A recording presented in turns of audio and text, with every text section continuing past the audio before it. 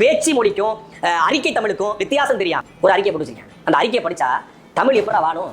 Return தமிழ்னு ஒன்று இருக்கு, ஸ்பீக்கிங் தமிழ்னு ஒன்று இருக்கு. அப்போ ஒரு அறிக்கை இடும்போது அதுல வந்து ரிட்டன் தமிழ் இருக்க வேண்டியதா. அதே மாதிரி யூடியூப்ல ஒரு வீடியோ அப்லோட் பண்ணதுக்கு அப்புறம் அதை கண்டிப்பா சரி பார்க்கணும் அப்படின்னு ஒன்று இருக்கு. அதுலயும் தமிழ்ல ஒரு பிழை இருந்தா உங்களுக்கு பிடிக்க மாட்டேங்குது. அரசியலை வந்து மெயினா பேசுறதுக்காக சேனல் வச்சிருக்காரு. ஆனா அப்பப்போ கொஞ்சம் காசுக்காக யூடியூப் ரிவ்யூவும் போடுறாரு. தப்பு இல்ல, அது தப்பு இல்ல, அது வந்து நம்ம குறை சொல்லக்கூடாது. மதராசிக்கு ரிவ்யூ போட்டிருந்தாரு, அதுல உள்ள ஹெட்டிங் தான் அது. எனக்கு மதரசாசி, நல்ல வேலை மதர தாசின்னு எதுவும் போடாம விட்டாரு. அதை இன்னும் மாத்தல, ஒரு நாள் ஆச்சு. தமிழ் பற்றுன்னு பேசுறாரு.